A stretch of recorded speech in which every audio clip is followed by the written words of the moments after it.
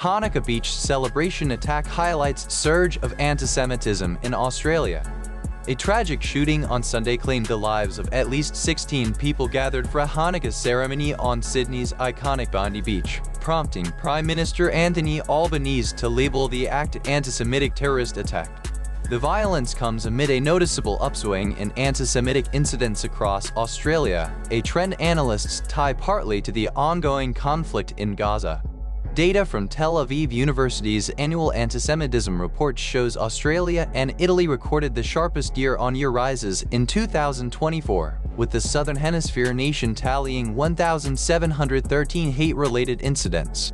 Though Australia's 28 million-strong population includes roughly 117,000 Jews, the community has long prided itself on relative safety and social harmony.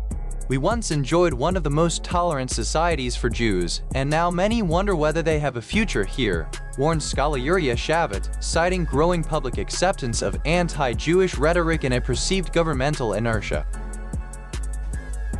Among the victims was Rabbi Eli Schlanger, a leading figure of Chabad of Bondi who helped organize the beach candle lighting tradition that draws hundreds each year.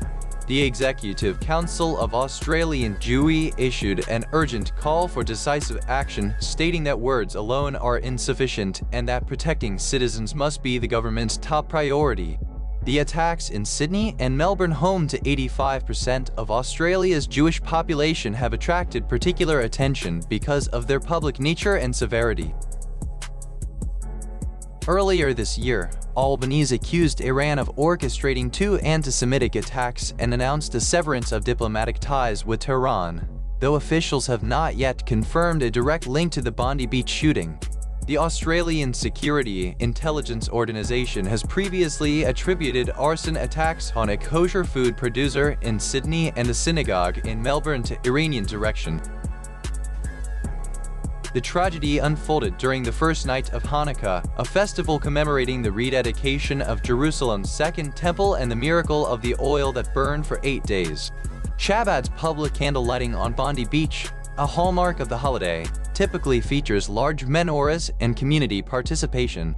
Founded in Brooklyn, the Chabad Lubavitch movement dispatches emissaries known as shluchim to sustain Jewish life worldwide, including over 100 countries and a long-standing presence in Australia. These emissaries are recognizable by their traditional black attire and hats for men, and modest dress or wigs for women. Chabad has faced repeated targeting globally. Notable past attacks include the 2008 Mumbai Chabad House massacre and a